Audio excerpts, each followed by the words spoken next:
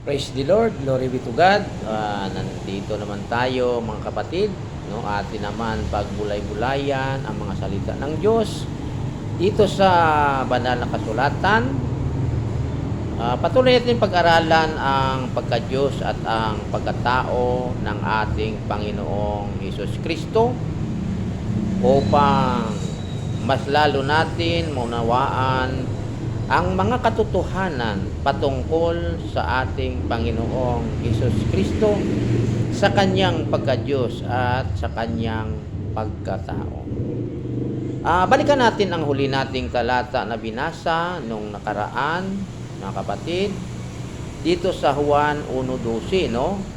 Na ang lahat na tumanggap sa kanya at nanampalataya ay binigyan sila ng karapatan na maging mga anak ng Diyos. Praise the Lord. Yan. Sabi dito sa Juan 1:12, datapwat ang lahat ng sa kaniya'y nagsitanggap ay pinagkalooban niya sila ng karapatang maging mga anak ng Diyos sa makatuwid bagay ang mga nagsisampalataya sa kaniyang pangalan.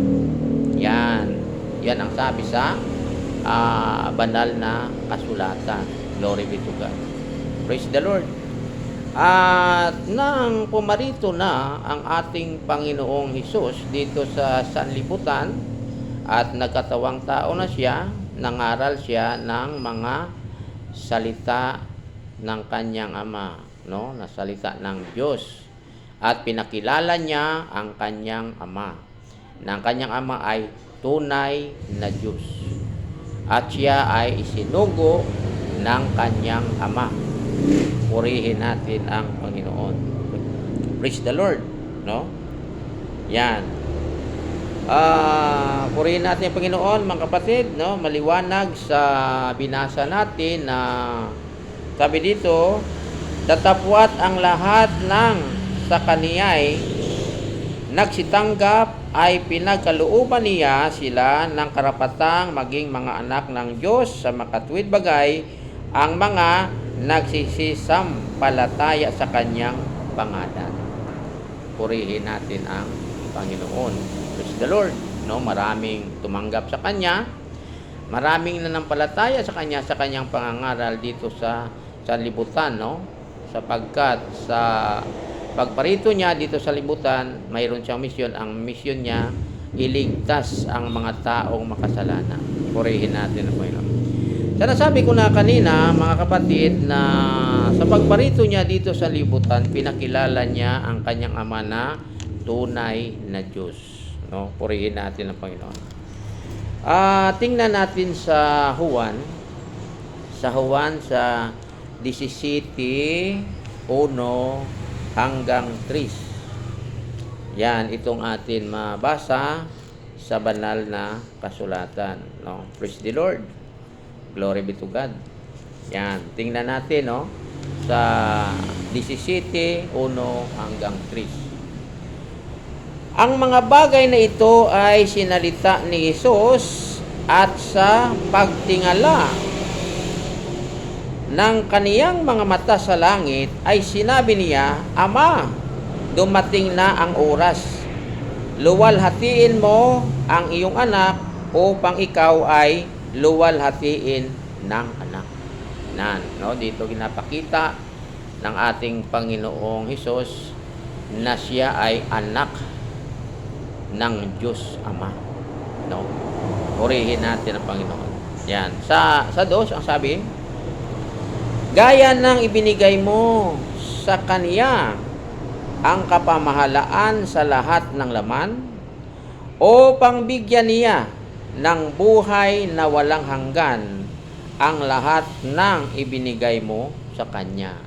Yan, purihin natin ang Panginoon, no? Sa pagparito niya dito sa libutan, pagparito ng anak dito sa sanlibutan, at sa kanyang pagkatawang tao, binigyan siya ng Ama ng kapamahalaan sa lahat ng laman. Praise God. Glory be to God. Sa 3, At ito ang buhay na walang hanggan, na ikaw ay makilala nila na iisang Diyos na tunay at siyang iyong sinugo sa makatuwid bagay si Jesus Christ, si Jesu Kristo. Purihin natin ang Panginoon, mga kapatid. Praise the Lord. Yan. Isinugo ng Ama ang kanyang bugtong na anak dito sa sanlibutan. Purihin natin ang Panginoon. Nagkatawang tao, sa nakaraan pa natin na pag-aaral ng salita ng Diyos, doon natin nalalaman na pumarito siya at nagkatawang tao. At nagkatawang tao nga. Purihin natin ang Panginoon. Ipinanganak siya ng isang babae. Praise God.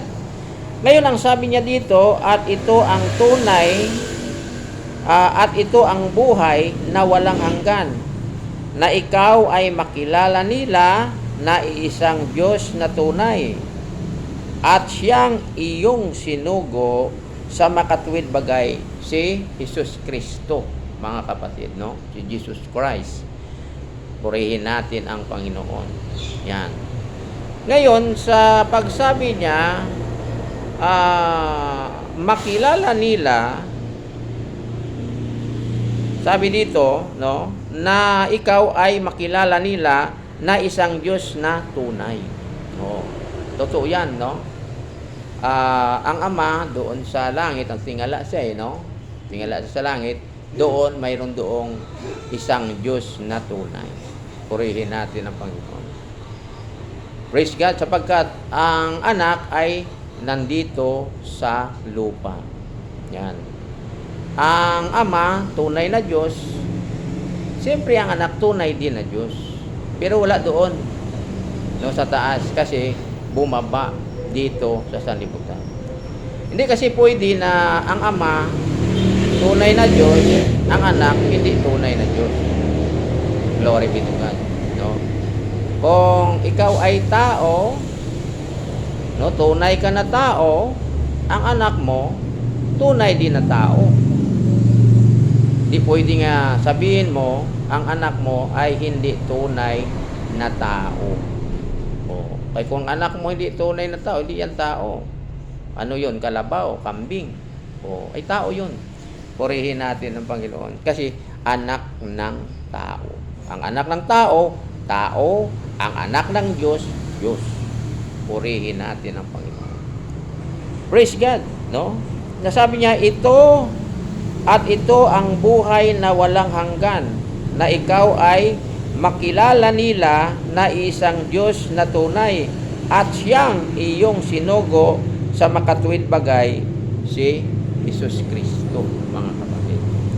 Kasama ang anak dito, sa tunay na Diyos. Purihin natin ang Panginoon. Kasi nandito sa lupa. Doon, tinuro niya doon sa langit, na tingala siya, doon may tunay doon na Diyos, ang Ama. Ay ang anak, nandito sa lupa. Yang anak ng Diyos, ay si Kristo Diyos sa pagiging anak ng Diyos, tunay din na Diyos yan. Purihin natin ang Panginoon. Saan natin mabasa na ang anak tunay din na Diyos? Atin alamin, sa banal na kasulatan. Glory be to God. Tingnan natin, mga kapatid, sa banal na kasulatan, basahin natin dito sa Magandang Balita Biblia sa 5:20. At nalalaman nating naparito ang anak ng Diyos at binigyan niya tayo ng pangunawa upang makilala natin ang tunay na Diyos. At tayo'y nasa tunay na Diyos sa kanyang anak na si Jesus Kristo. Ito ang tunay na Diyos at buhay na walang hanggan. Yan. Praise God. Ano ang anak? Tunay din na Diyos ang anak. Kasi ang Ama, tunay na Diyos. Ang anak, tunay din na Diyos. Purihin natin ang Panginoon, mga kapatid. Praise the Lord. At ang sabi, at buhay na walang hanggan. Sino ito ang buhay na walang hanggan? Si Jesus Christ. Purihin natin ang Panginoon. Yan. Maliwanag na sinasabi dito sa banal na kasulatan, at nalalaman nating naparito ang anak ng Diyos Naparitong anak na sino yun? Naparitong anak yun, si Jesus Christ. Yan. At binigyan niya tayo ng pangunawa. O, binigyan daw tayo ng pangunawa. Para sa ano? Upang makilala natin ang tunay na Diyos. Binigyan daw tayo ng pagkaunawa upang makilala natin ang tunay na Diyos. Yan. At tayo'y nasa tunay na Diyos sa kanyang anak na si Jesus Christ. Mga kapatid, no? Ito ang tunay na Diyos at buhay na walang hanggan. Ang anak niya pala, tunay na Diyos at buhay na walang hanggan. Sino yun? Si Kristo. Purihin natin ang Panginoon. Yan. Ang Ama, tunay na Diyos. Ang anak, tunay na Diyos. Mga kapatid. Ngayon, kung ang pagkilala mo kay Kristo, tao lang, walang tao na magbigay sa iyo ng buhay na walang hanggan.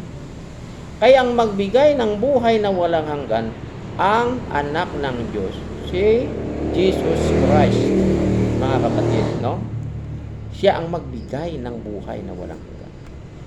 Hindi pwede ang tao magbigay sa iyo ng buhay na walang hanggan. Ang makabigay lamang ng buhay na walang hanggan, ang Diyos. Purihin natin ang Panginoon ay si Kristo, Diyos, sa pagiging anak ng Diyos. Siya ang magbigay ng buhay na walang hanggan.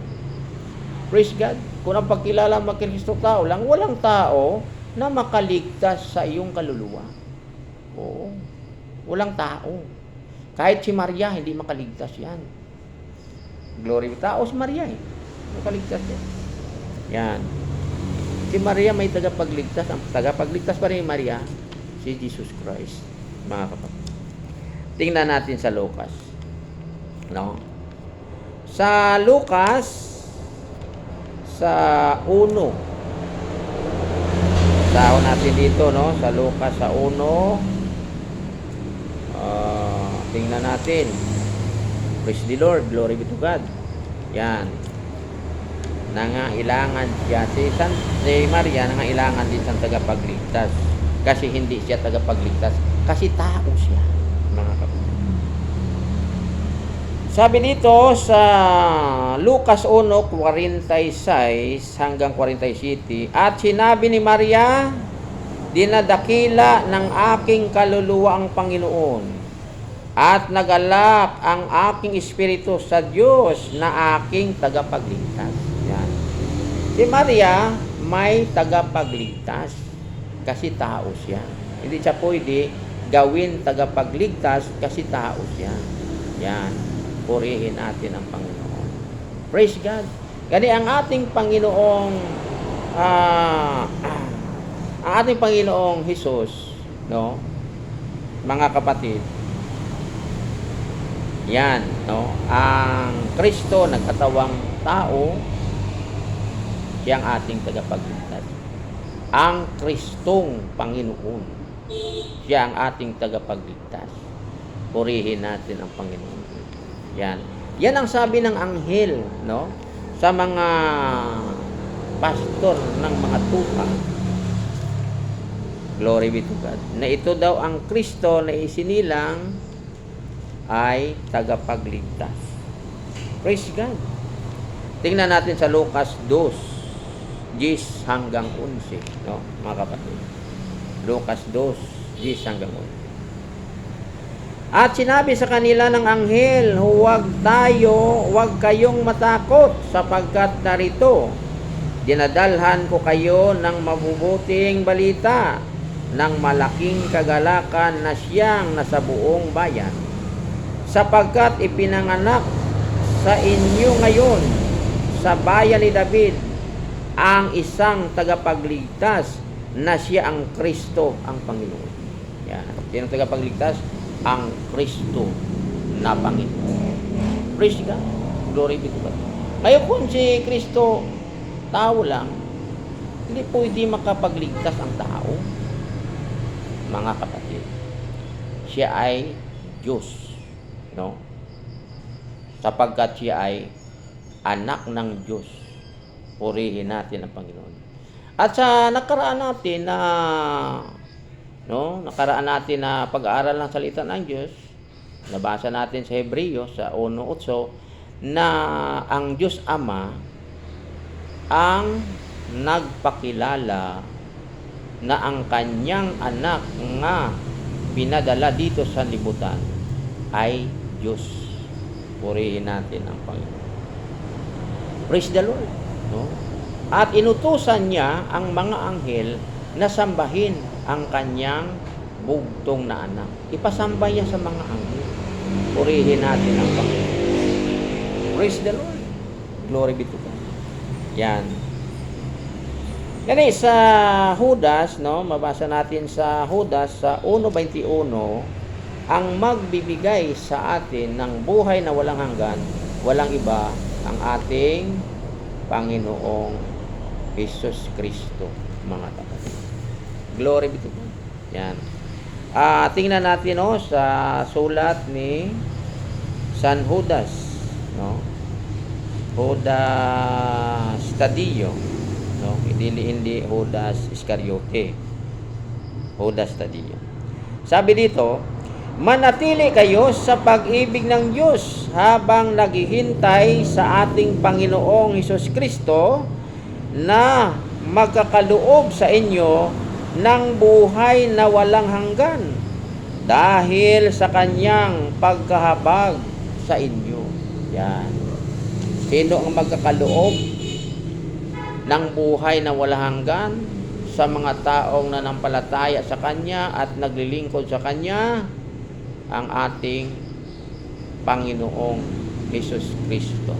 Yan. Siya ang magbibigay sa atin ng buhay o magkakaloob sa atin ng buhay na walang hanggan. Purihin natin ang Panginoon. Yan. Ngayon, sa bata pa,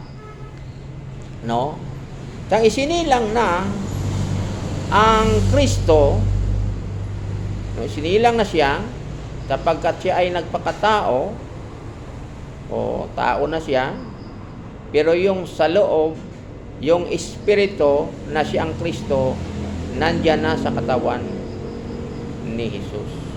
Glory be to God. Bata pa ang ating Panginoong Jesus noon, mayroon na nagsamba sa Kanya.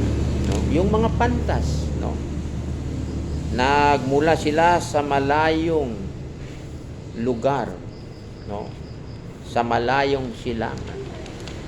Hinanap nila ang bata upang sila ay sasamba. Tingnan natin sa Mateo sa 2:9 hanggang sa 11. Purihin natin ang Panginoon. Praise the Lord.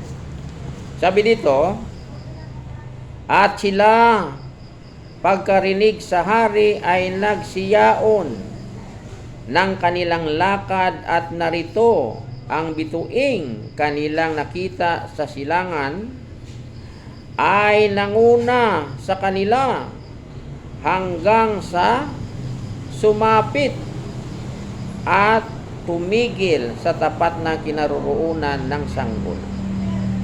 At nang makita nila ang bituin ay nangagalak sila ng di kawasak, nagagalak sila ng di kawasang galak. Purihin natin ang Panginoon. 11. At nagsipasok sila sa bahay at nangakita nila ang sanggol na kasama ng kanyang inang si Maria at nangagpatirapa sila at nagsisamba sa kaniya. At pagkabukas nila ng kanilang mga kayamanan ay inihandog nila sa kanya ang mga alay na ginto, kamangyan at mina. Praise the Lord. Glory be to God. Yan ang sabi sa banal na kasulatan. Sinamba nila ang bata. Ay bawal sambahin ng tao, mga kapatid. Yan. Glory be to God. Hindi bawal sambahin ang Diyos. Kasi ang Diyos dapat sambahin. Pero ang tao, bawal sambahin. Ay sinamba nila ang bata. Yung Kristo na pagkatao na, sinamba pa. Purihin natin ang Panginoon. Kasi alam nila kung sino ito. No? Muli nating basahin sa 11. At nagsipasok sila sa bahay at nangakita nila ang sanggol na kasama ng kanyang inang si Maria at nangagpatirapa sila at nangagsisamba sa kanya at pagbukas nila ng kanilang kayamanan ay inihandog nila sa kanya ang mga alay na ginto at kamanyan at mira. Yan. Sinamba, no? Ang ating Panginoon, sinamba. Purihin natin. Bata pa siya noon, sinamba na siya. Praise God, glory be to God. Yan. Ngayon, sinasabi ko na, bawal sambahin ng tao. Si Pedro, sinamba si Pedro de Cornelio. Pero pinatayo siya ni Pedro. Sabi ni Pedro, huwag mo ko sambahin, tao ako. Kasi bawal sambahin ng tao. Ay kung ang ating Panginoong Hesus Kristo ay tao lang, bawal sa sambahin. Pero bakit sinamba siya? Kasi hindi siya bawal sambahin. Anak siya ng Diyos, Diyos. Purihin natin ang Panginoon. Okay, tingnan natin sa gawa. Sa 10, 25 hanggang 26, no? Mayroong nagsamba sa tao. Pero pinatayo. Yan. Binawalan sila, huwag mo gawin yan, huwag mo akong sambahin. Tingnan natin sa gawa sa 10:25 hanggang sa 26.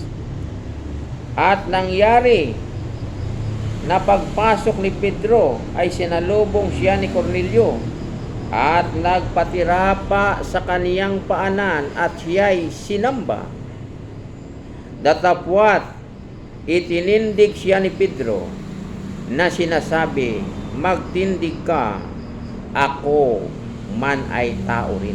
Yan, pinatindig niya. Kasi magkasala si Pedro kung hayaan niya si Cornelio na sambahin siya. Kasi nakasulat sa banal na kasulatan, ang Diyos lang ang sambahin. Pati si Satanas, no? Inutusan na sambahin ang Diyos kasi nakasulat ang sambahin ang Diyos lang. Purihin natin. Tingnan natin sa Mateo, no? Sa Mateo. Sa 4:9 hanggang 10. Si Satanas gusto din sambahin siya. Oo. Pero sinaway din siya ni Kristo. Yan. Tingnan natin dito, no, sa 9. At sinabi sa kaniya, lahat ng mga bagay na ito ay ibibigay ko sa iyo kung ikaw ay magpapatirapa at sasambahin mo ako. Sino sasabi dito? Ang diablo. Gusto niya sambahin siya, mga kapatid. Anong sagot ni Kristo? Sa 10, nang magagayoy, sinabi sa kanya ni Jesus, humayo ka, Satanas, sapagkat nasusulat, sa Panginoong mong Diyos sasamba ka, at siya lamang ang iyong paglilingkuran. Nakasulat. Ano ang Panginoong Diyos lang ang sambahin? Hindi pwede sambahin ang diablo, hindi pwede sambahin ang tao, kahit anghel, hindi pwede sambahin. Mga kapatid. Diyos lang ang sambahin. Kung si Kristo tao lang, ay sinamba siya. Mga kapatid. Yan. Glory be to God, no? Purihin natin ang Panginoon. Okay. Tingnan natin sa Apokalipsis. 19:10. Si Apostol Juan, no? Sambahin niyang anghel. Pinagbawalan siya ng anghel. Kaya wag mo akong sambahin, ang Diyos ang sambahin. Praise God. Tingnan natin dito sa Apokalipsis, no? Sa 19:10. at ako'y nagpatira pa sa kaniyang paanan. Sino nagsalita dito? Si Apostol Juan. Yan. Upang siya'y aking sambahin. At sinabi niya sa akin, ingatan mong huwag gawin iyan. Ako'y kapwa mo alipin at ng iyong mga kapatid na mayroong patutuo ni Jesus. Sumamba ka sa Diyos sapagkat ang patutuo ni Jesus ay siyang espiritu ng hula. Yan. Si Juan, sambahin niyang anghel. Pero pinagbawalan siya ng anghel. Kasi bawal sambahin ang anghel, bawal sambahin ang dyablo, bawal sambahin ang tao, ang Diyos lang sambahin. Ngayon, si Kristo sinamba ng kanyang mga alagad, mga kapatid. Praise God. Bakit sinamba ay Diyos eh? Nagpakatao lang, mga kapatid. Tingnan natin sa Mateo 28:9 no, hanggang 10. Praise God. Tingnan natin. Sinamba siya, mga kapatid. Sa daan pa lang, sinamba na siya eh. Hanggang doon sa bundok na pupuntahan sa kanila ni Jesus, pumunta sila doon. Doon sinamba nila. Mateo 28:9 hanggang 10, ang sabi dito, at narito sila'y sinalubong ni Jesus na nagsasabi, magalak kayo. At sila'y nagsilapit at niyakap ang kaniyang mga paa at siya'y sinamba. Nung pagkabuhay na maguli ng ating Panginoon, no? Kita sa mga babae sa daan, sinamba siya. Sa 10, nang magkagayoy, sinabi sa kanila ni Jesus, huwag kayong mga takot, magsiyaon kayo at sabihin ninyo sa aking mga kapatid na magsiparoon sa Galilea at dooy makikita nila ako. Yan, purihin natin ba? Okay, sinabihan na kanyang mga kapatid, mga alagad, sinabihan na. Purihin natin Panginoon, no? Pumunta sila at sinamba siya doon. Sa Mateo 28 sa 16 hanggang 17. Datapwat nagsiparoon ang 11 alagad sa Galilea sa bundok na sa kanila'y itinuro ni Jesus. At nang siya'y kanilang makita, ay kanilang sinamba siya. Datapwat ang ilan ay nangag-alinlangan. Yan. Sinamba siya.